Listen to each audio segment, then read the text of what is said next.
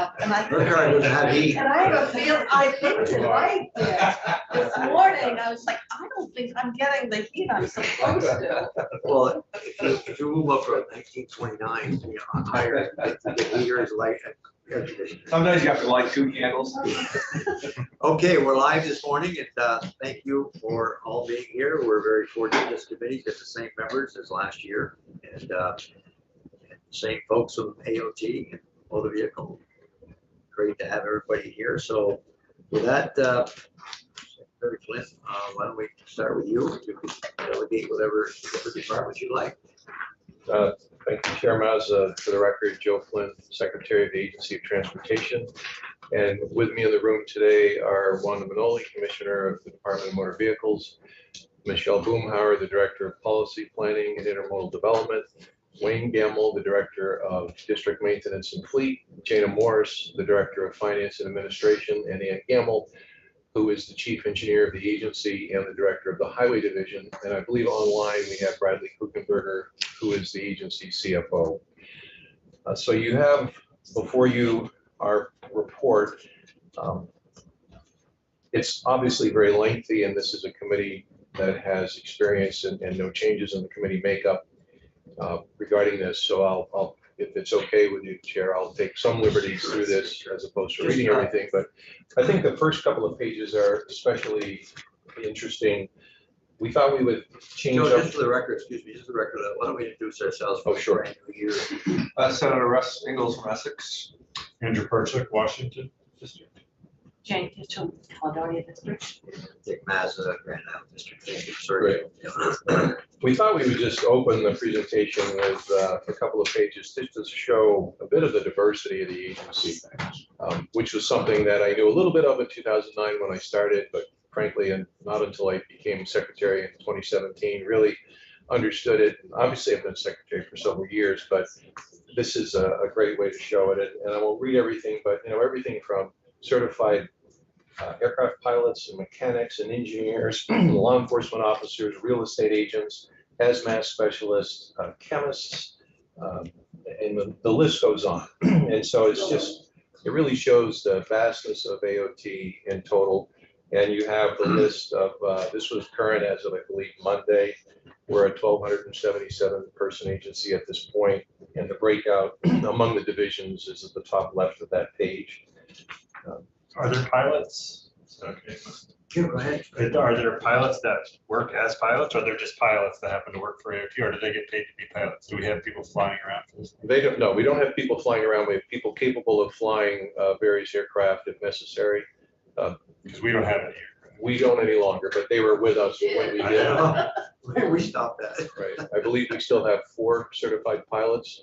And also for our drone program, you have to be certified by the FAA for that as well. So having pilots on the roster is a good thing because we have the ability, should the need be. Sure.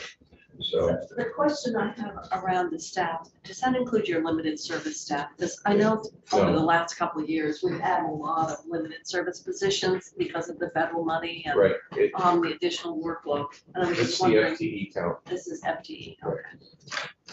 Do you have the names of all 256 snowplows? You want to name We one? can get it for you. They've all been named at this point. Right. Well, we can't name one. Yeah, no, I thought we could have name on one, you know what I mean? Yeah. So well, we See can, when they named it. Yeah. and so as Senator Perchlik pointed out on the second page, or actually slide 3, again, just some very high level roll-ups of some of the things that were accomplished or done in the last calendar year. But we own and maintain 6,511 lane miles. As you know, that's 3,500 or 3,400 actual miles, but especially when we're plowing, we have to plow both lanes, maintain both sides of the road. So that's the metric that we use. Just over 4,000 state bridges, the 10 airports, the 305 miles of active rail. Down on through in last year's winter, not this current one, the district's plowed 1.7 miles. And obviously that varies. Million. I mean, 1.7 million? Yeah. Yeah, 1.7 miles. 1.7 miles. Oh, I will. Who cares? all told, obviously, a few of our facilities are managed by BGS, like Berry City Place and Dill, and some others, which are leases with others who own those. But we have 424 facilities that we own completely. Now, this, you might go to a garage, and like if you go to the St. Johnsbury garage, we have like 5 structures on the property, so that counts as 5. That's how we get to that 424. We're counting salt sheds and everything that has a roof, everything that has walls, everything that, whether it's cold or heated. I love this page. It puts everything into perspective, very It one does. page, and I like it. It really it stands out. It's really, And it shows the hard work there's a lot of work here. of what people deliver. And it's all parallel construction. Horsewall, right, Carolyn. Things like 3.4 million transit trips, and these aren't just commuters, but as you know, and we'll talk more about that, but supporting the transit providers around Vermont, many of these transit trips are people that we're bringing to, recovery or work programs. It's not just, commuter traffic. In fact, we'll talk about that and where that stands today. Another thing that sort of goes unnoticed unless you drive by one of them on a daily basis, but the 5,878 commercial vehicle safety inspections. And this number does not count screening. And when the commissioner's team comes in, they can perhaps talk to the difference. But on every given week, I get a report from Director Fakos, and on every single given week, there are between 800 and 1,200 and sometimes 1,400 vehicles that are screened every week. So screening means when a vehicle comes into one of their checkpoints, they have a process where they can determine the status of the company, the status of the registration, and things like that. And then obviously the officers make a determination, and they do so many actual inspections. But screening is an important tool also, and collects data. So and that's just a fraction of what they do. 90,000 Amtrak trips. We'll talk later about how Amtrak ridership is robust, especially out of the pandemic. I'm glad to see that that's coming from Burlington. I'm really pleased, but I was concerned about that. It does well. And DMV processed 777,000 registrations last year. Wow, that's how many we got registered. Well, I'm not sure if that's the total, but that was the number that were processed. It's inclusive of, it's all registrations, not just pleasure Yeah, vehicles. trucks and everything else. Yes, trailers. That's a lot. Work vans, all that. More than the population. Yeah.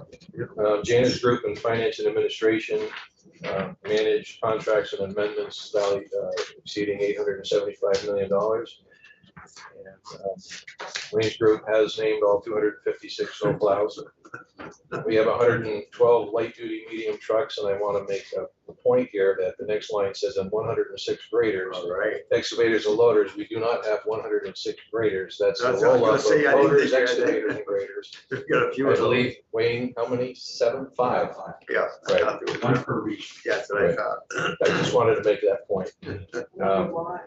On the next page, you'll see, There's a lot of history behind that. Yeah, a lot of history behind that. that's why I brought that up. So. Yeah. Some of us Yeah. know what you're talking about. Other new members do not have a clue. Oh.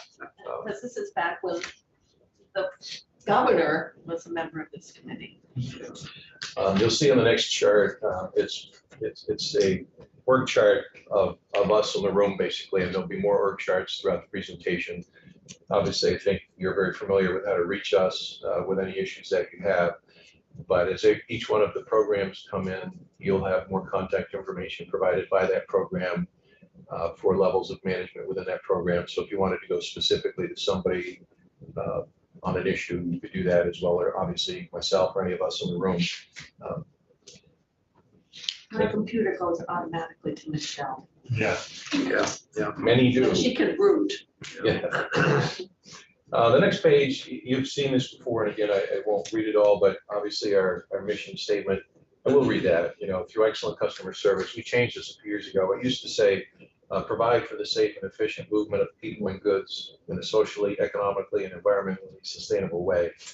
And we added at the opening, through excellent customer service. We are a government agency, and often sometimes all of us take the brunt of that statement, but we work very hard to be responsible to constituents, to answer legislators timely, to answer Vermonters when they reach out to us timely, to try to make the best decisions we can, which aren't always perhaps the decisions every single person might wish we made. And Joe, that's you okay. get a lot of calls from the public. You know, Where do they call? They call the agency or where They call the agency. I've had a few calls to myself. We get a fair amount of emails. I get a fair amount of emails. I think everyone in this room gets a fair amount of emails. So they contact. And you, that's they're actually- not happy with the road or petitions or something like that. And they're not all critical. I mean, sometimes we'll get emails from people that, thank us for something, or we'll get calls. We've had a fair number of people reached out during the holiday season with respect to the messages on our variable message boards, thanking us for the message, but the degree of levity, if you will, in the message, that they resonated and made people smile and things like that. It And seems to me every year people are driving faster. Maybe it's April, but I'll tell you, yesterday morning, it could have been a little spotty because it was wet, but they're still going 80, 85. They're going by They like are. crazy. They are. God, it's amazing how people don't slow down. And obviously, the governor's priorities of the economy, affordability, and protecting the most vulnerable. Some of the focal areas that we continue to work toward are our own workforce development. I think you're familiar with the efforts the agency goes through, and we'll begin to talk more with the BTTC and civil rights, who really sort of lead our internal initiative. But we wouldn't be the agency we are that could do the things we showed on the opening pages unless we had a workforce that was energized and encouraged, and we believe in their professional development and their personal development. So how are we doing with workforce recruitment? Because it seems like every department, every business Right. is struggling. And I know getting the drivers and the CDLs, they're in very short supply. Well, we face the same pressure, Senator Pitchell, as everyone does, as our industry partners also do. And probably the biggest area of pressure as far as the sheer numbers are CDL drivers in the districts. Are you running a lot of vacancies then? Pardon? Are you running a lot of vacancies? We are. Sometimes We're supervisors have CDLs and they have to pitch in. going into the winter. We were, I believe, in excess of 54 or so vacancies. That's come down to 42 today as far as plow routes. And then we have vacancies, throughout the other divisions of the agency. And we do struggle. It's difficult. The cost of living in Vermont is expensive. We've had some people look at job openings that we've had from out of state. They've talked about housing. They've talked about the cost of living.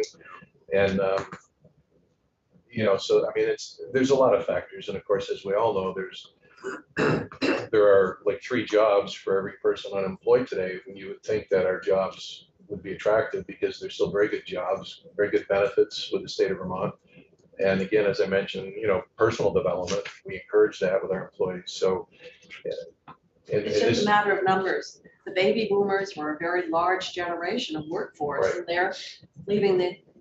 they're leaving the workforce. They're retiring, and the next generations Right. are smaller. So we have a smaller cohort unless we, we do. and They let Joe take a plow home at night, so he can plow the way home. well, I was at a meeting and the principal of the little school up in Newark got his CDL.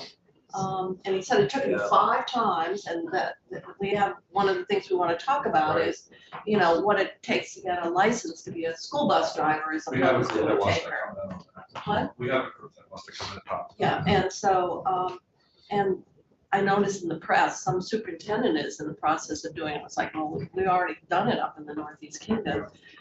So people are pitching in Right. to meet the need, and I suppose maybe having a CDL license will pay you more than being an educator.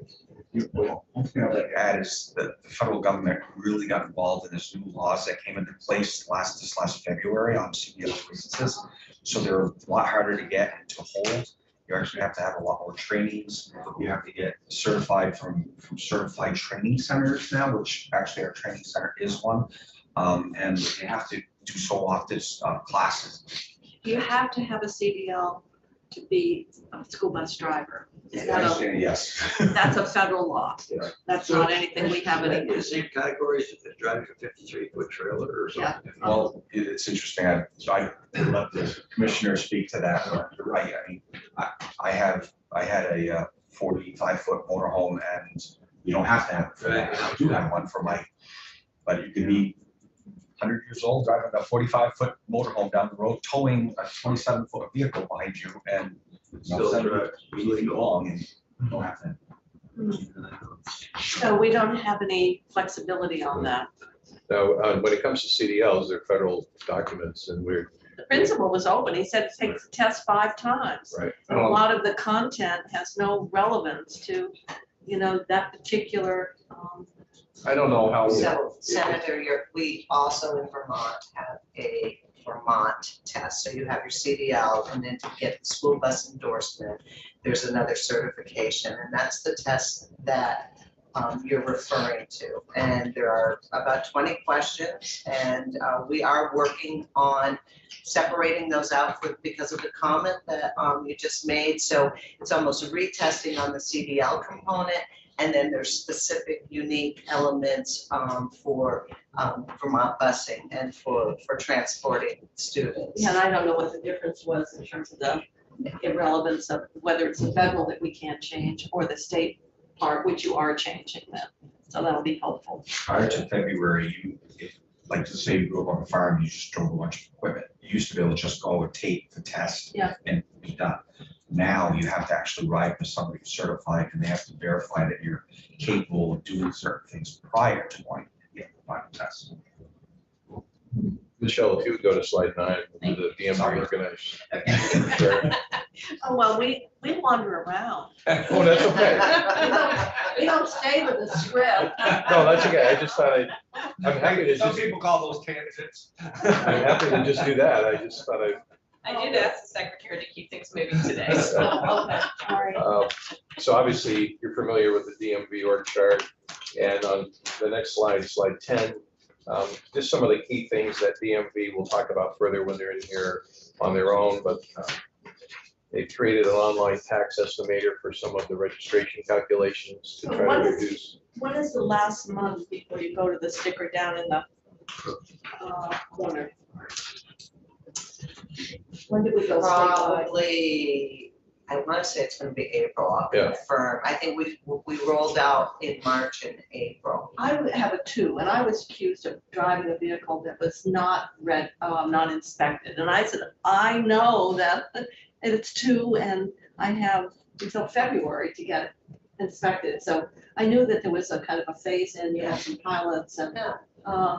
so. Yeah, I mean, because we didn't we didn't go live until we had all of the stations, which was over 1,000 up and using the equipment and signed in. So it was a phased-in approach. Well, I must be kind of at the tail end before everybody got infected. Anyway, Prior to 1950. Usually you're at the front of them. Secretary Bloomer took a photograph of my car. And then said, not only are you driving a rust heap and a car that's full of junk, and my air conditioner doesn't work, but you're driving an uninspected We're trying to get her to vehicle. buy a new car. I'll tell you right now, it's like pulling teeth. She won't buy a new car. That would help our economy. Yes, it would. Yeah. Transportation fund. I'm trying to get through the winter. You know that old Vermont, I gotta get through the winter. You need a winter car, right? Uh, Yeah, So the online tax estimator is an automated system that has the fee structure that somebody can click on, and it calculates the tax in an effort to try to reduce just human error when people are filling out the forms, which obviously requires forms to be sent back. It takes them hours longer to get what they want, so this was a good move. The appointment scheduler you're aware of that we've developed during the pandemic, we are keeping that. We still work with walk-ins, and there's again some impressive statistics as to the number of appointments every week, the number of no-shows, and I think they may go through that further when DMV comes in. But Vermonters are still served if they walk in, but the scheduler is a real asset, I think, to our offices in particular. Inspection stickers on demand, we talked a bit about that last year, which was unfolding, but that's just alleviated really a manual warehouse activity valuable items that start across the street and then have to get sent physically to stations. And if they get lost or stolen, if the station was broken into, that launches a law enforcement investigation over the fraudulent use of these stickers, and all that is eliminated by the stickers being printed right at the moment the mechanic is certifying your vehicle. Yeah.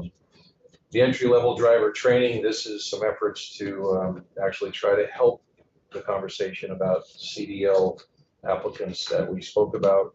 And translation services is something I think we're particularly proud about. We now have our DMV processes available to people who speak 12 different languages. Wow. While that may not be as many quite yet as maybe the healthcare landscape does, it's a huge lift.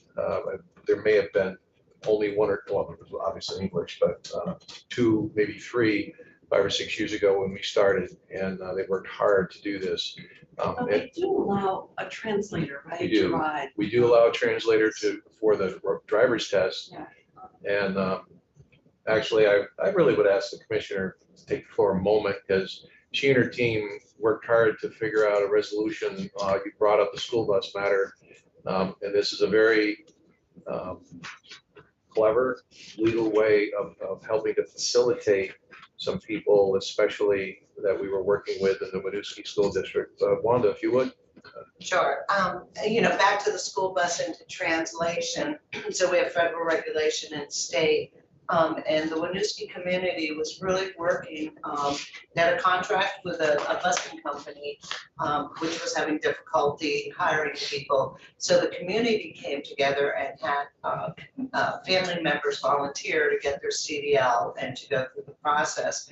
And there were 5 individuals, all at different levels, all with different language barriers. The English was not their first. And so just working with my team and working with the school district, we really, if you've been on a school board or if you have children in school, you look at individual educational plans. And what we did is working with the school district, I said, let's just look at each individual. One of the things that we learned is they cannot have an interpreter, but we can have an interpreter. So we worked with the school district and they provided us an interpreter for our tester on the school bus, and they were there to translate any questions. It's a written skill test. We translated it from Google, which is a little difficult because Google doesn't do dialects. But we gave it to them in English and we gave it to them in the language that they spoke. And then we had the interpreter available so when a question was asked, to speak with the instructor. And all 5 of them successfully made it through the course. It was a great partnership that I really want to emphasize. It was a partnership with the school district and it was a partnership with the busing company. And that's what made a difference, because the busing company was committed to hiring them and paying them a very good wage and to help them do their testing. So it was just very cohesive, and it was a great success. And they were able to transport, they are transporting all of their students, and Winooski does provide transportation for everyone. So it was very critical. Thank you. Yeah, no, that was good work. Yeah. The next slide just speaks about the course system, which you're familiar with from having funded it. That is tracking to be complete by the end of this year. And again, the department will go into more details on the specifics of that, but this lays out some of the various highlights of the first phase that we're building today.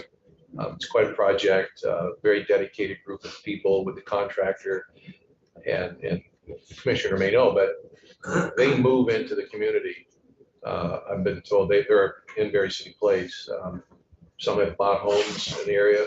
Their kids are in school, and these are contractor employees because they're here through the long run of the development of this process.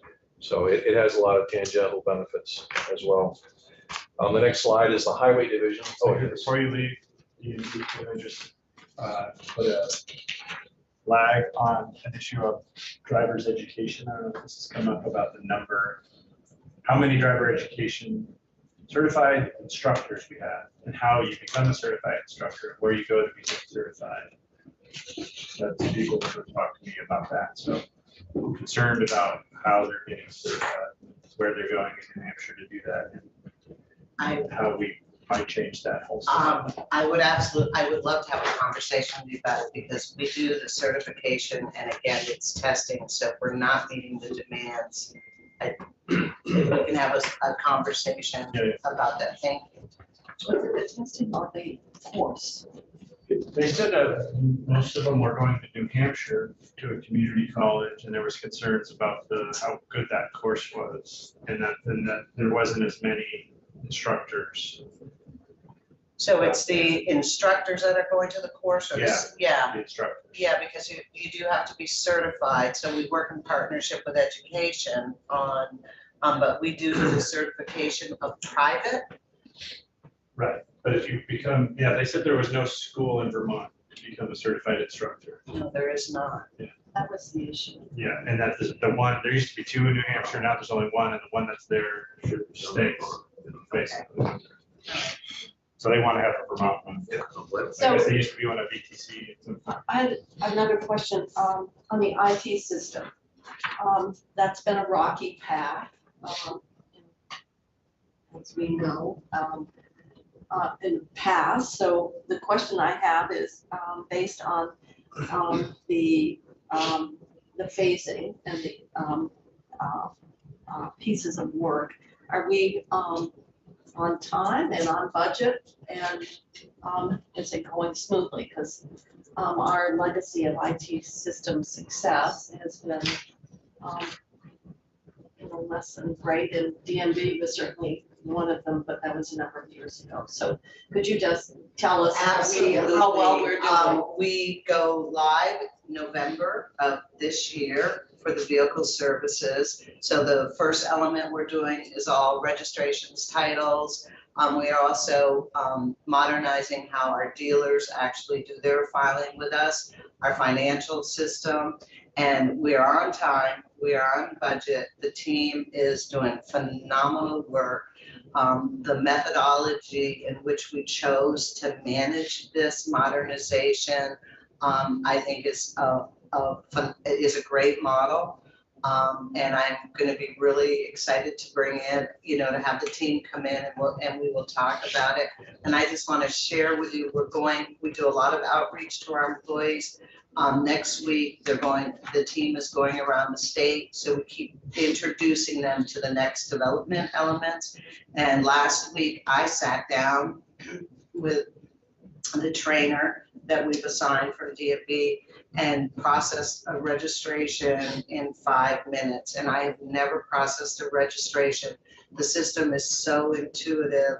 And I'm really excited to show you all how it works. Maybe we could have the chair take you through a registration process. Well, he has a lot of registrations. That's I know. usually he calls Mike Smith, and Yeah, that's true, yeah.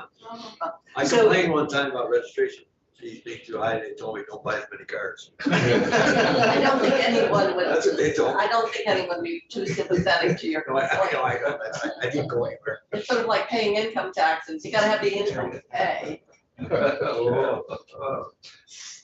Slide 13 just starts a few pages of discussion regarding our bicycle and pedestrian programs. This is a subject that I'm gonna talk about this year. Sure, I'm happy to I skip started- right over this section. Yeah, I started last year and I'm not gonna. It's right keep it up there with graders. I'm telling you right now, We have another committee where you start talking about parking garages. someone has got to take the lead on bicycle safety, and I don't know where it is, but we won't discuss that today, but I'm very concerned. I tried it last year, I didn't get anywhere, and I think it's an issue that we should be addressing. We have electric bikes that are coming on the market, which is great. I don't discourage them, but on the other hand, like I said many times, you can be 10 years old, get an electric bike, go down the highway at 30 miles an hour, and with no training. And anyway, I'll continue that discussion this year, we're not doing it today, but I'm very concerned about bike safety, and I don't think we're doing enough. But I'm not talking about the agency here. It's a joint effort from locomotion, bike dealers. So right ahead, we'll skip over this one, thank you. Sure, well, we can go to slide 16. Let's go. Yeah, that's fine. You know, a sober slide on 16, it's the traffic fatality count for calendar 2022. How are we doing on that? That's- Well, we're not doing well. One is one too many. If you look at an average going back to 2017, the number is not that far off. But still, that's not a justification for it by any means. I'd like to point out 2019 was an anomaly. No one really can identify why. It wasn't just Vermont, it was New England, it was the Northeast, it was New York, and it was Quebec. And we've all commiserated and really can't point to anything anybody did differently. And it was before the pandemic. So as the chair noted, I think we've all seen perhaps a more different driving style, perhaps through the pandemic and as a result of the pandemic. And I personally would call it more aggressive driving style in many cases. Don't know why. So 19 was an anomaly, and I'm not offering that to justify a steady fatality number otherwise, because it is disturbing. And really, what's as troubling is the next slide. 2022 is not fully baked because there's toxicology reports that are still being done, because this is only January. But the data and the information that we have so far, 11 of the fatalities, alcohol was a factor. 19 of the fatalities, drugs were a factor. 12 of the fatalities, drugs and alcohol combined were a factor. And 15 of the fatalities, speeding was a factor. And 63% of those killed were unbelted. So I was gonna wonder, is it that much? Yes. Wow. And these are behaviors that Wow. everyone who drives know about. The interesting thing is, the report shows, so I was asked to do a workshop for VSAC, and so I did it on primary versus secondary Oh, yeah. seatbelt laws. Yeah. And one of the kids said, well, if you're not, isn't there perhaps a correlation between not wearing a seatbelt and another violation, traffic violation? And there's a strong correlation between DUI and not wearing a seatbelt. So it's multiple factors at play, but it's interesting. How do they get away with listening to the beep all the time in the seat? You don't put your seatbelt on, I mean, it's I don't got- know. unless they disconnect it. I think you pull it around, don't you? Eventually it stops. Oh, does It it? goes long enough to aggravate you, but I know on my Jeep it will stop because when I put my bag on it, over there, sometimes it will activate it and it will. I wonder how long that would, unless you disconnected it. Is that seatbelt on this list? Or that was just a fact that you did? No, it's in the chart on page 17 on the right-hand side, the very top, so motor vehicle occupant unbelted. So, so the 63% is calculated of those that would have had a belt available. Obviously, cyclists, pedestrians, motorcyclists are included, ATV, I don't believe are. So it's and again, with all the work that we do Yeah. in our Like traffic our operations seatbelts. group, our highway safety group for education, we continue to believe Vermont is somewhere in perhaps 83 to 85% compliance on seatbelt use, perhaps a little bit higher now. 89, and it varies by region. Compliance is highest in Chittenden County. And I can't remember, it's not the Northeast Kingdom, it might be, was it Rutland was the lowest percentage of compliance. It's all in your book, it's very interesting. And then the data in terms of profiling and the implications of that are very, very, very significant. But that's not that's more law enforcement. So, but it was interesting to see, that kind of dual factor of DUI plus, which obviously increases risk substantially Right. if you're impaired and Right. not. So, Are the pedestrian deaths in this number? Pedestrian deaths are in the total number, correct? So the total number of people who died last year was 76, and that includes bicyclists, pedestrians, motorcyclists, so there are and 8 pedestrians drivers. in 21, Yeah, 6 and 22. 22. Right. And we do a 6-year or a 5-year comparison to the current year. The highest was 2017. Nine. Oh. And then the low was 19, which was true for everything.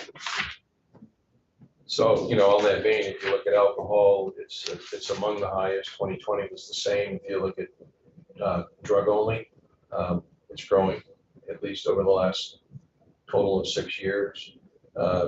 Combination of drug and alcohol is the same as last year, but which were both high years. Just a statement, not anything else.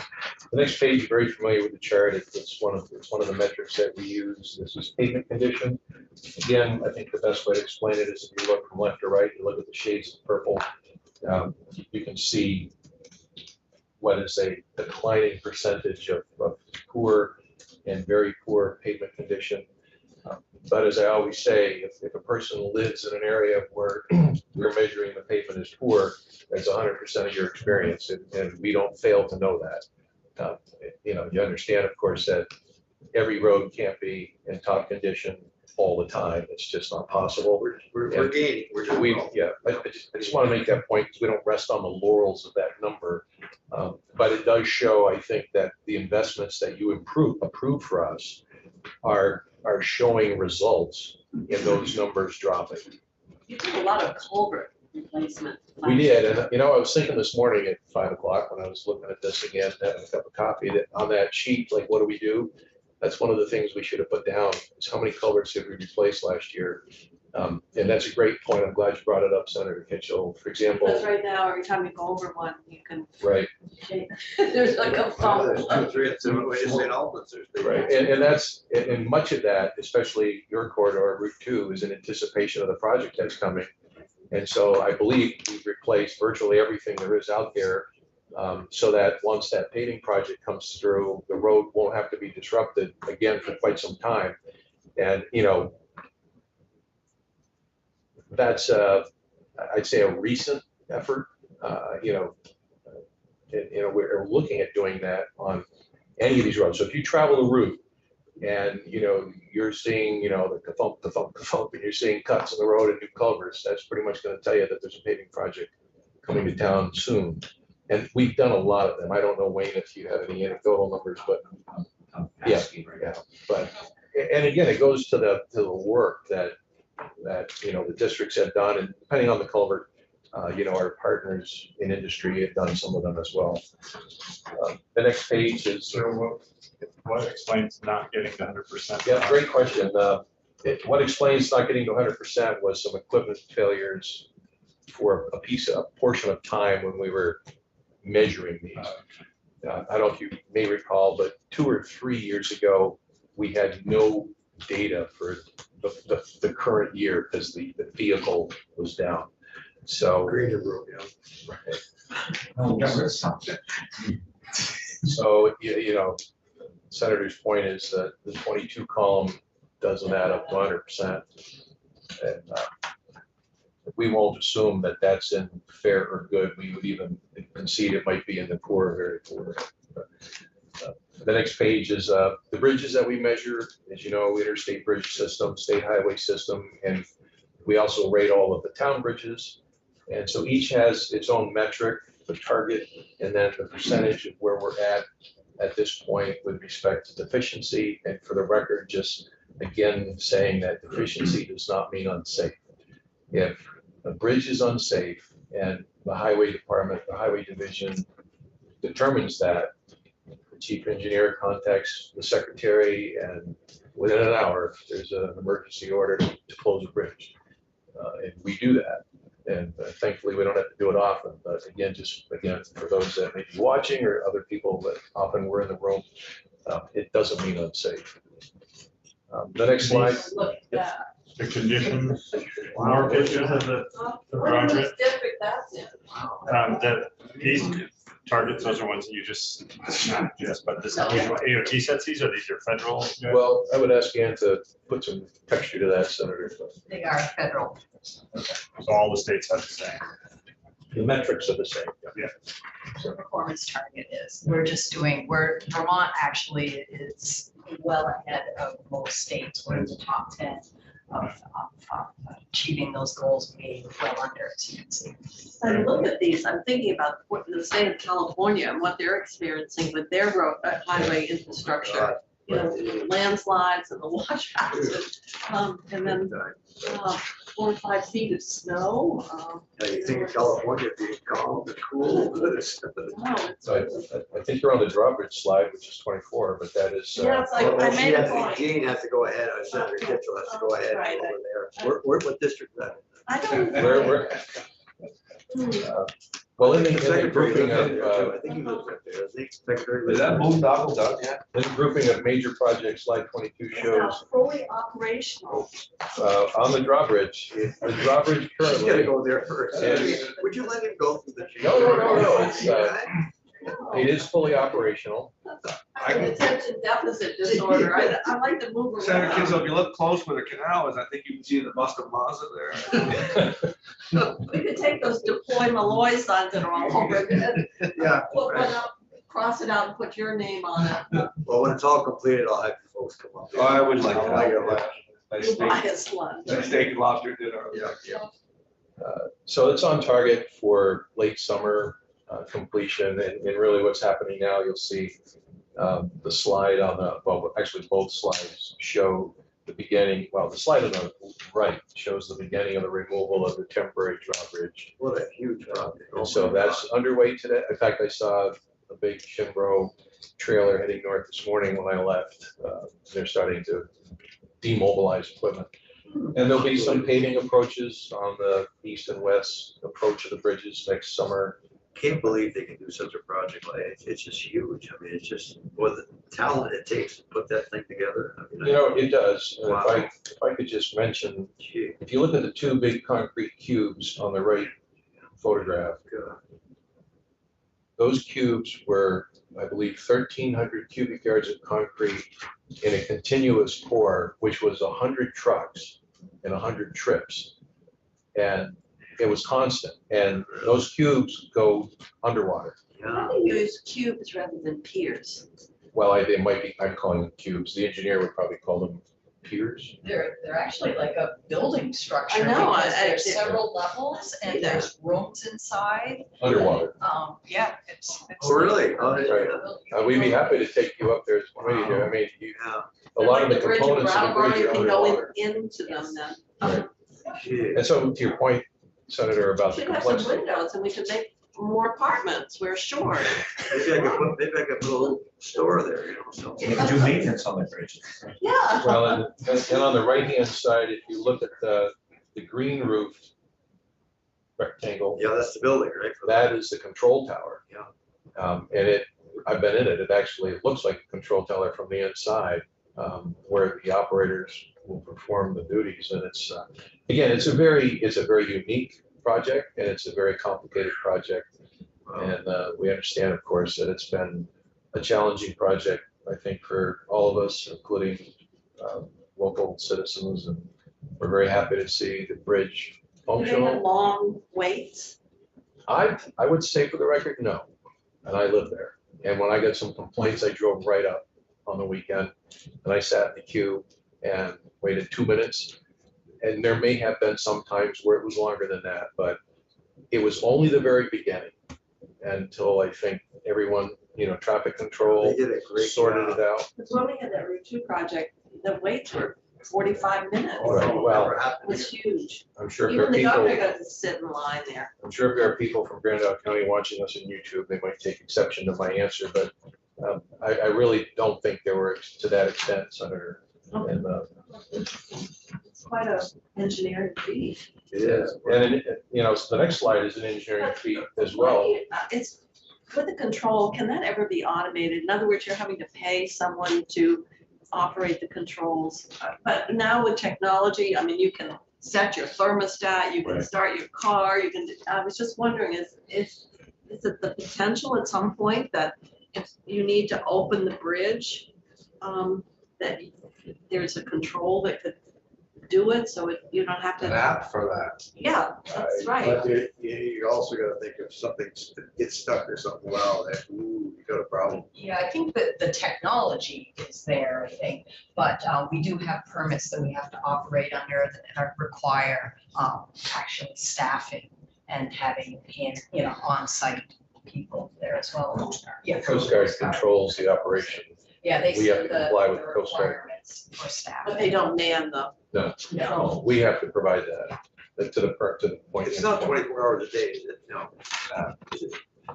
We have to be responsive within so much time. It's 12 hours a day. My maintenance is gonna end up doing this, so we'll find somebody, but it's 12 hours a day, May 15th, October 15th, at 7 days a week. And then after those hours, 8 AM to 8 PM, after those hours is, we have to be there on call and report there within 4 hours of the call. And then even in the winter time, it still falls under that 4-hour call-in piece. What can You're happen not in the gonna- winter? Well, that's it, you're not really gonna get much, so hold on, so, yeah. Okay. Because there's very little freight moving through the lake. Freight. These are all pleasure. These are, I believe they're all pleasure boats. The one thing I would say that I do know of is the Island Runner, which belongs to Vermont Forest Parks and Recreation, that supports the state park, Burton Island State Park. And so the vessel is overwintered south of there, and it comes up and it goes under the drawbridge. And so it's, I mean, yes, you might say that it's for pleasure use once it gets to where it's going, but it's got more of a commercial component to it because it takes paying park users across from St. Albans. We don't have barges for it's not a lake. I am not aware of, other than, there are contractors that have landing craft who, and there is one that also uses that can go out and support home construction on islands or other construction on islands. But I'm not aware of commercial barges like there was. Like when I was a kid, there were barges of fuel coming up Lake Champlain from Albany. The next slide, speaking of engineering marvels, frankly, is you're probably all way too familiar with the Richmond Emergency Culvert Project this year. While this wasn't a planned project, this was something that really was quite a project. And again, between the agency and our private sector industry partners, the hole that you see on the slide on the left shows 45 million pounds of earth that had to be moved twice. It had to be removed and then it had to be put back just to get to the structure that had failed, which you can start to see the beginning of the construction of it on the slide on the right. Highway has many pictures of this, and maybe they could bring them when they come in. It's just really, it's unbelievable what occurred there. And we got calls and complaints, to the question earlier about do people reach out to us. We did get calls and complaints during the summer saying, how come we're still down a 1 lane of traffic and you're not doing anything? Well, the answer was we are. They were working 7 days a week, 24 hours a day, but the hole was so deep you couldn't see it. Right, yeah. And they had a crane down there to set the concrete blocks, and you could only see the tip of the crane from street level at I-89. So Was this stormwater or is there a stream that flows through? There's a stream. So will this be a live, I don't know what we call them, like the stream bed kind of culvert? So we did build a concrete box so that it could have a natural bottom. And the complexity of this, it took weeks to put the sheet piling in that you see, Yeah. just to hold up the northbound lane so it didn't fall into the hole. How did you get through the contracting process so quickly? Normally you have to do an RFP It was an and, emergency, We so, declared it a- declared an emergency. so you were able to do a sole source contract, or how did that work in Yes. order to, you're talking about in less than 6 months, so you had a very expedited process to get. Is this the engineering piece of it, must have been just, Yes. so you're gonna go fix it, or you just wanna fix it right? It took, yes. We did hire the engineering out and we asked them to expedite that as well. So You're lucky you could get it expedited with the workload. Right, the contractor, all the contractors, there was more than one here, but there was primary contractor really, everybody, I think, pulled out all the stops, and we asked the primary contractor to focus on this for obvious reasons. So again, it's quite a project. Excuse me. The next slide speaks about our municipal assistance program, which I know you're very familiar with, but we did 26 locally managed projects. We're scoping 12 projects, 100 better roads projects, 22 additional erosion control projects, 72 projects that were funded through the Grant and Aid program. Some of the big local projects that we have a very, well, obviously we have a degree of involvement on are the Champlain Parkway in Burlington. That's a city contract, but obviously the agency was a piece of that. And the Essex Crescent Connector, and the Williston Park and Ride, which you see under construction now, which will be finished in August. The park and ride itself is well along, but the project itself is connected to the completion of the new Williston Barrack for the state police. And we're building the road for both of them, and that's targeted for August. So that will converge in August for completion. And that'll add 142 spaces. Great project. Oh, boy. The next slide, talks about the Lamoille Valley Rail Trail that we mentioned earlier. Wow. There's your drawbridge, Jane. Where's that? For the record, Where's the final completion date will be announced. It's not quite, but it's come right along. I think one bridge out of Hardwick. And one of the things about this project that's I think really noteworthy is not only basically the 2 years to complete it, and it is within that, or it for the most part within that, but the fact that we had, I think it was 5 different contractors working simultaneously. And in some instances, I believe one contractor had to access its area and it had to go through the area of other contractors to get, because some of this is very remote. And the cooperation among our industry partners to get this project done was really something. And it was really done simultaneously. One of the contractors actually won an award for the works that they did at the ATC banquet. And they won an award for what they did. The Better Roads projects on slide 26. What is the Better Roads? Is that like complete streets, or what does that mean? Better Roads is a program that we fund every year, and we work with local towns. It's mostly, if you look at slide 28, that's an example of what your community or other communities might benefit from. It's basically erosion control, ditch work, stormwater runoff, or surface water runoff. Is that a new name, or it's always been called? No, it's been around for a long time, or for quite a while at least. And so on slide 28, we did 109 of those type of projects, as I mentioned, and that was over $2 million. 237 communities across Vermont. If you think of that, that's a huge percentage of the number of communities in Vermont benefit from the Grant and Aid program, almost $6 million worth of projects. So most towns now, you still have a few towns that haven't agreed to the standards that are necessary to get the enhanced funding. Correct. Very, very few. Very true. I would think there would be very few at this point. Pretty impressive, the amount of information that they have on each town. I know when I was on the select board of Irisburg, when they would come in, I was just blown away. They knew a lot more about our roads than we even knew about them. I was very, very impressed by it. Your planning agencies also have transportation staff that are very knowledgeable as well to advise. And then slide 29 just shows the grant program for municipal salt sheds that we also will fund to the extent that we have the funds to do that. And this is an example of one that was built in Pittsfield. And the next slide is the park and ride in Williston, which we talked about. And moving on to the map that Wayne was asking you, Chairman Maz, about earlier, that maybe if you want one for the room, this shows it's over a year old now, but the reestablishment of District 6 in the center, which you see under the word capital region.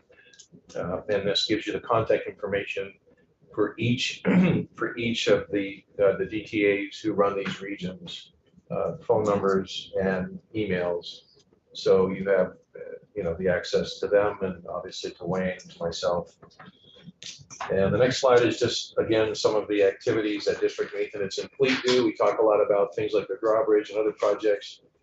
we 500 plus maintenance workers that are out there every day doing something, depending on the time of the year, and sometimes multiple things even in a given week.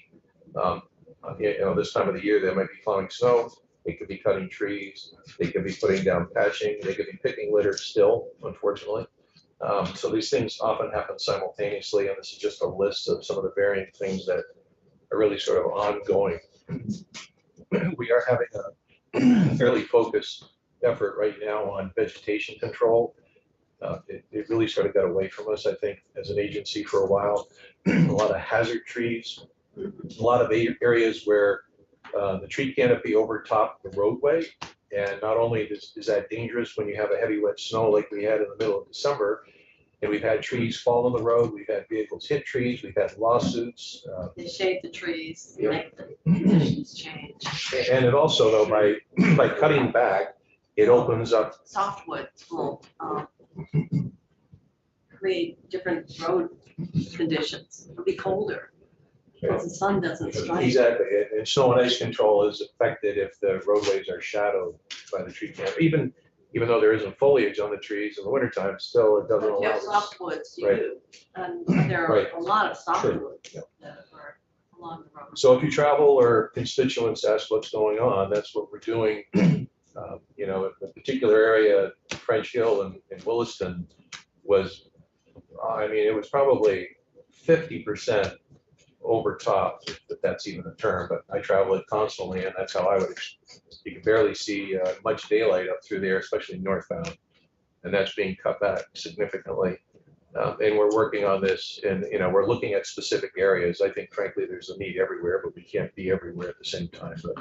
So we You just want drive from Burlington out toward Richmond, Mhm. and you look out, it's sort of like rainforest north. It is very forested. It It's is. really very, very impressive. It's before you hit the flats and things Right. open up, but Right. there's a lot of forest. There is. And when you come down French Hill southbound now, the vista's changed a little bit because part of the median has been completely deforested, if you will.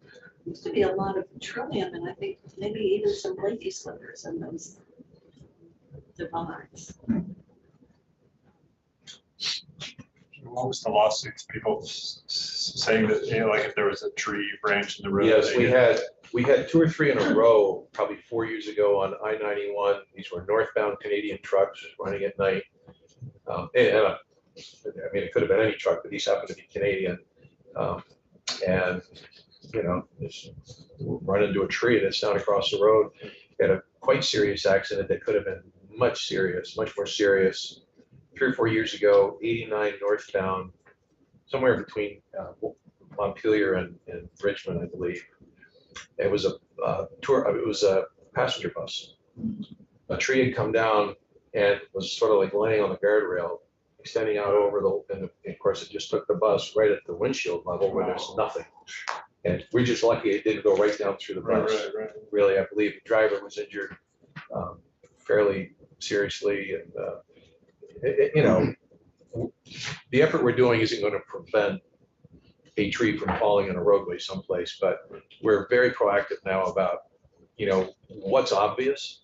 And if you travel 89, you'll still see, even in areas where we're not working yet, you'll notice orange tape around trees. And these are trees we're going to get to eventually. And but in other areas, we are literally cutting back our property so that we can open the roads up.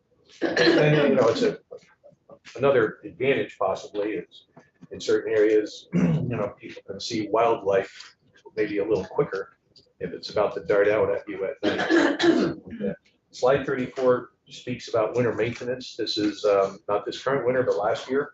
The salt price, $53 is $84 2 years. Right. Well, in this current winter we are in right now, we have some areas that are as high as $107 a ton. It's salt. Making sure we had enough salt for this winter before we even got into winter was a chore. Suppliers were still under contract and they were willing to provide us what they had contracted for, but they were very clear to tell us they weren't going to provide any more. And I don't think it's a supply issue as much as everyone is dealing with labor problems or dealing with driver problems. So delivery was an issue, and I don't even mean the local companies that we use, but just getting the salt here from out of state was an issue.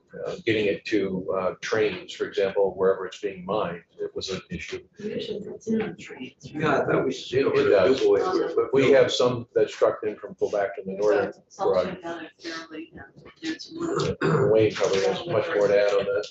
We're trucking in it. They're having a hard time with trucking and or getting the salt to our facilities. So that's another reason they're struggling for truck drivers, just like we are. Secretary, I just wanted to point out on this, the last bullet under maintenance by numbers, that gives you the linear feet of culvert that we put in. I am working on that, the total, but that tells you how much we actually put in for new pipes. Wow, 4,777 linear feet. Oh, okay, great. So there's that. I also wanted, because the chair asked about the question, so far this winter, for winter maintenance, this does not include the equipment. We'll explain that in just a second. We spent 8.94 million this year. Last year, we had spent at the same time, this last year was 12.92 million. Wow. And the year before that was 9.86 million. So we're doing better than the last 2 years right now. And those don't include equipment. And I don't know if you remember, but a few years back, we took the equipment numbers out because we used to pay by the hour, and we no longer do that. We do it by possession rates, which is actually better for us. So we pay per month to own our vehicles. So it doesn't matter how many hours or miles we put on our equipment. It works out better for us. So we went to that years ago. But so that this is just for material and people. So thanks for pointing that out, Wayne, about maintenance by the numbers.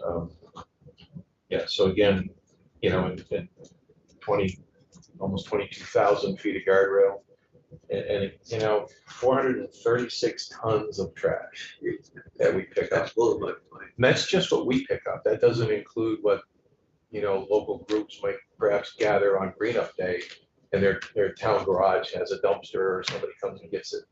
And we're doing this almost weekly. You can see it out there this winter because there's no snow. Yeah. There's a lot of junk out there now. It's just crazy. People You know, I throw mean- stuff. Wow. Well, I would say one of the things that we're seeing more of, and that's prolific, and we've talked about it here, and that is the temporary signs. Some are political during election season. Right. That are plunked. Oh, yeah. I would say I saw more Deploy Malloy, including handmade signs put on Right. poles, which is totally illegal and It dangerous is. to the workers. And it seems like this year was worse than ever. I would agree with what I saw. And we did two major sweeps. We did one before the primary, and we did one before the general election. You know, I think you can understand we have to be careful to not perhaps do something like a week before a general election, because we'll be accused of something. We're already accused sometimes of targeting the party, which is not true. And what we've changed, though, is Wayne's team will set a date, and we'll do it statewide. And that's more reasonable, and it's understandable why citizens in a particular area might think they're being picked on if that district went out and picked up signs, but you know, somebody that lives 30 miles away didn't do that. So we literally do it statewide on a given day, so that it at least has more of a defendability, if you will, about fairness. And you know, but we hear a lot of complaints. We got some complaints this year, Senator, up in your area and the area I'm familiar with. In fact, some people we both know, you know, signs were plucked out of, but they were in the right of way. And but in one particular case, I had a fairly lengthy dialogue with a citizen through email one evening, and by the end of the evening, the person was like, "I totally appreciate it. I get it. We really didn't realize it wasn't our land. You know, we won't do it again." And we weren't trying to make the point. We're trying to say that we aren't targeting you. We're not targeting that candidate. We're just really trying to follow the law and also balance things out. I just wanted, you did a great job on it when you explained that, Joe, because everybody has to remember, we go by our 3-rod right away. We have more than that. That's where we hold the signs to. And if the sign is outside the 3 foot, so in other words, if you put one candidate here and one here, and the 24 foot 9 inches splits them. We're only taking one of the 2 signs. We won't take the second one because it's Wow, out with of a tape right away. measure practically. Yes, we do. We actually do. Well, I have quite a bit of Route 2 frontage, and I had actually a candidate in the Republican primary. He put 2 signs on my lawn. It's like, my son came in and said, "Did you get permission to put those signs there?" And I said, "No." And he went and took them down. Right. And I don't think you can, I don't know, I guess if they're on your property, you can remove them. Oh, sure you can. Sure. But there were a whole lot, and I had people say, "Can't we just go and take them down? They shouldn't be there. They're Right. littering." There actually is a violation of the Oh, yeah. sign law, and it's using the right of way for Right. free advertising. That's what it comes down to. Yeah. And it's not, it's a Well, bipartisan we- offense. It is, and It's not, you can't say one candidate versus another. no, if we ever found somebody doing that on our end, we would take action on that, because that's not appropriate. Sorry to interrupt again, Drew. Just wanted you to know that 4,777 linear feet of culvert was last year's. This year so far is 7,100. Okay, so, Reflection of the paving, amount of paving. This year, you meaning 23? Yes, right up to today's date, for the summer today. Calendar. I was gonna say, I wouldn't think in the winter. Right. you'd be- No, we're not anymore, but I just had to run through today, just so I'd be in the summer through today, just to make sure. The tons of garbage, is that figures keeping it on going up? I mean, that's not a burning question, but it's so we could do a comparison. We have that data. just a ton of It garbage. is literally. I mean, that's more than 36 tons of garbage. You know, just, No, this isn't I'll share an example. I'll share an example. I noticed the other day, traveling down through Burlington or through Winooski on the interstate, now that there's no foliage, there's a lot of sumac and brush that's free of leaves, and there was all this trash piled up behind a fence on our property along Interstate 89. And I asked Wayne if the district could go look at that, and they did. And they hauled away 3 dump truck loads of household trash. Gee, 3 dump truck loads of household trash that were thrown over the fence on our property, onto I-89 right away. Was there any identification of, I don't know if we went to that extent, yeah, because but we cut everything down. We cut everything down right there. Senator, you'll notice it when you jump on 16 and go south, it's like a quarter of a mile. Yeah, you know, and so to the point about the total accumulation of trash statewide, whether it's that current owner, I'm not making any accusations, but 3 dump truck loads just right there. well, yeah, when you get on in there. but it was on state property. It was on our property, yeah, state property, thrown over the back fence from this house onto our property, thinking it was being hidden in the trees. So, Jeez. and so, but litter is a big deal, and sometimes stuff does blow out of the car window in the summertime. It blows out of the back of the pickup. It's certainly not all intentional, but it's still all trash that we spend a lot of money and a lot of time picking up. The next slide just starts to talk about some of the innovations that we've been doing on the EV fleet. I think it's fair to say, I don't have the statistics, but if you take a look at all of the vehicles in the AOT fleet that are able to be hybrid electric or fully electric, we have a pretty high percentage to talk about. We are moving toward, we have an electric excavator, as you see in this picture here. We have another one of those on order. We're trying to buy a fully electric loader, rubber tired loader. And then, as you know, we have the motorcycle that we acquired from DMV a few years back. I would just take a moment to say, there's currently a magazine story out about that motorcycle, a national publication, which is really a great thing for DMV. It's a great thing for Wilkins here in South Barry.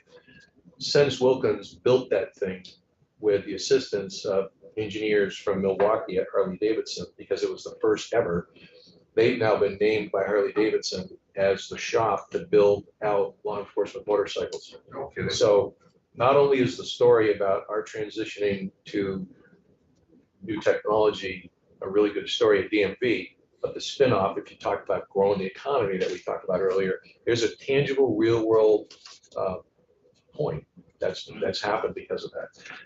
And the next, Do you know what the total number of light duty fleet is? our total light duty fleet, and our light duty fleet area is what we would call the stuff that we lease from BGS. We have about 100 vehicles. So the BGS is still purchasing a part of their fleet purchase, then you're just leasing. Correct.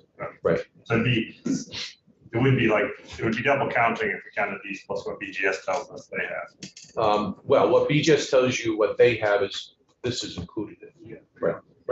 But what I think that the point we're trying to make by mentioning this is that we're requesting or specifying these from BGS. And we have, as you know, I think we have two fleets. We have the F plate fleet, which is BGS vehicles, and then we have the T plate fleet, which are we own ours. And the next slide just Do speaks. you have light duty in the T plate? Not many. I mean, probably the lightest duty we would have would be a half-ton pickup truck, or more like a 2500 series, so a 3/4 ton truck. When you do your auction in the spring? Yeah, but we've been doing it on the internet also, so, yeah, we just did one not too long. Better this year. Yeah, they're doing pretty well. People were looking for used vehicles. We'll be in tomorrow to give you those numbers Okay. exactly. I don't want to do this, yeah, anyways, it's in the hundreds of thousands.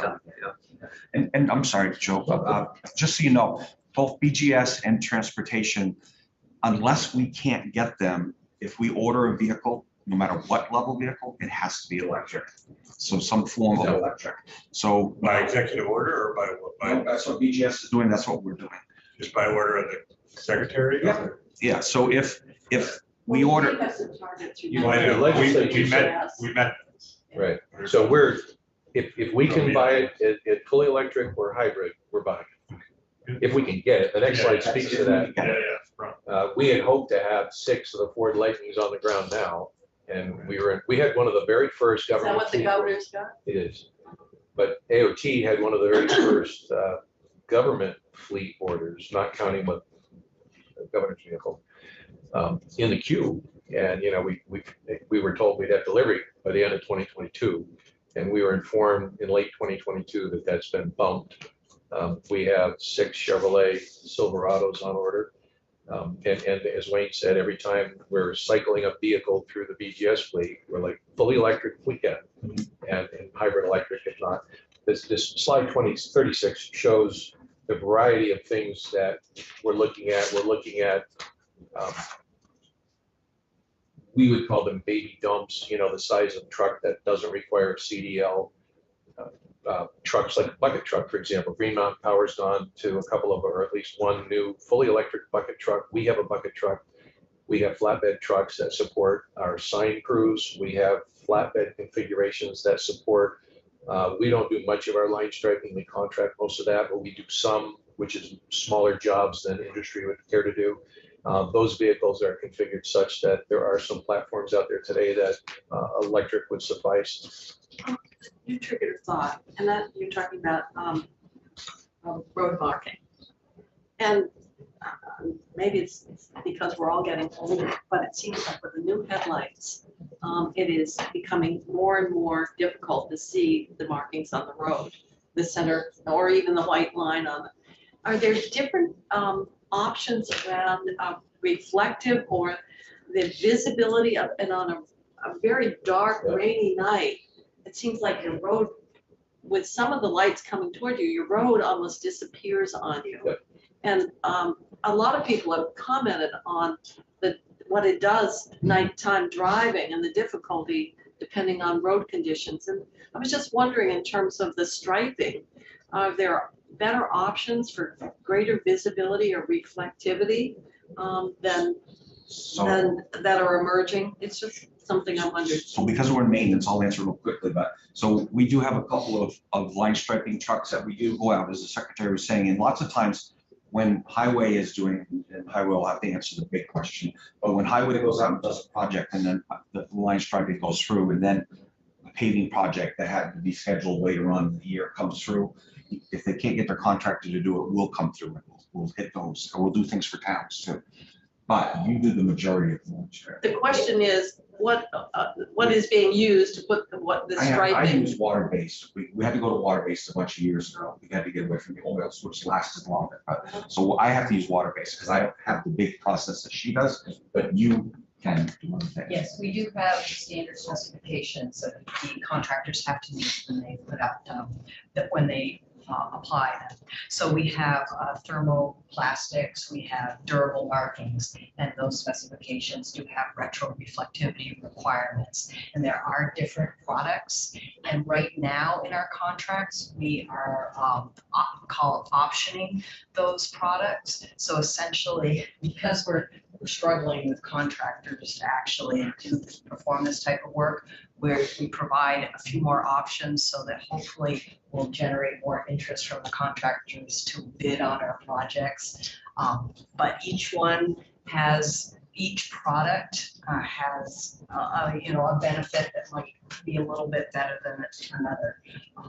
But we can come back in. I can have my teams talk a little bit more if you want to talk about. Well, I was just thinking, if we're looking at costs, sometimes you say, oh, there's something that would actually give you greater reflective capacity, but it costs more, and therefore we're going with a lower cost. On the other hand, if in fact drivers are having difficulty seeing the roadway, there's a risk there, and it just seems like more and more people are talking as these very bright blue lights are coming on. Or I was talking to Senator Westman, he was talking about the big trucks, and they actually have 4 lights, 2, down below, 2 above, and how difficult it is at times particularly at nighttime, when you're encountering those vehicles. And those, you need to recess those. Well, that's the thing, is we have the different options. Some are applied on the surface and some we recess into the pavement itself.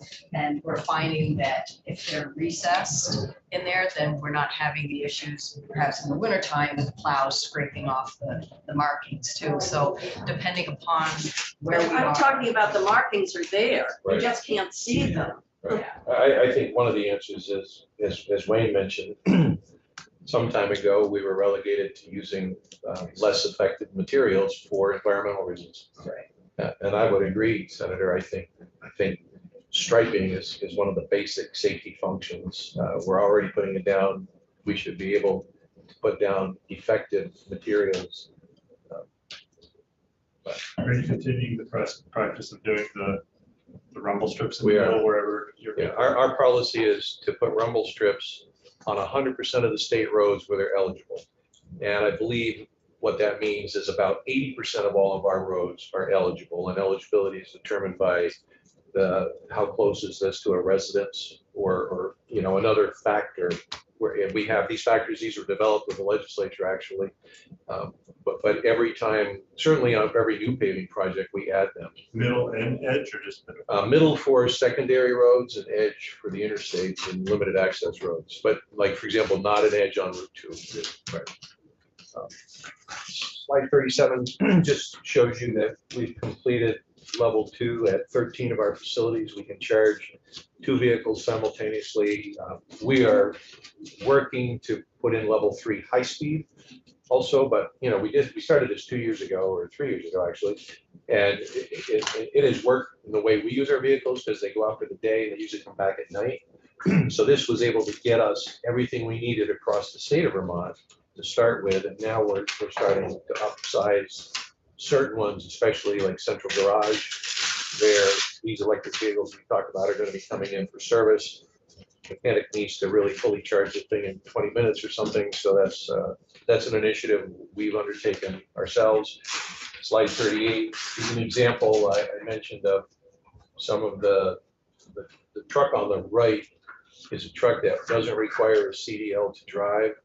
We are actually and deliberately purchasing some smaller vehicles. We are still going to have the big, large, highway trucks that you see. They can carry more material. They will require CDL drivers, but in many instances, we can do an effective job with this truck. And we can put more of our people in the truck. And in this particular configuration, if you look at the body, in this case, it has a salt spreader in it. But we're also buying these vehicles today so we can change the back end and use that vehicle year round for different locations. and have more of our employees busy using these vehicles. Again, just trying to be innovative in how we best use the vehicles that we have and get more value for the cost. Secretary, I'm sorry to interrupt you, just to answer questions. So Yeah, for litter, we're gonna take 15 minute break, yeah. for litter, this year we've picked 260.41 tons. You remember, we're calendar year, I mean, we're fiscal year, so that started in July and will go to next June. And next June, we always have a huge, big pick in May and June, so that'll get up there. Last year was 435.99, the year before that was 491.8. It's going down. So, yeah, we're going down actually a little bit so far. Okay, we're gonna take a 15-minute break. Sure. Perfect. It's at 10:30. You have to have that, right? So if I could just, for the record, Wayne has to leave. If you can circle back with any questions for district maintenance or fleet. Okay, we'll We'll be in tomorrow Yeah, too. yeah, sure. I'm in tomorrow morning, so we'll get you then too. Okay, let's take 15 minutes and get back, continue our discussion. Okay.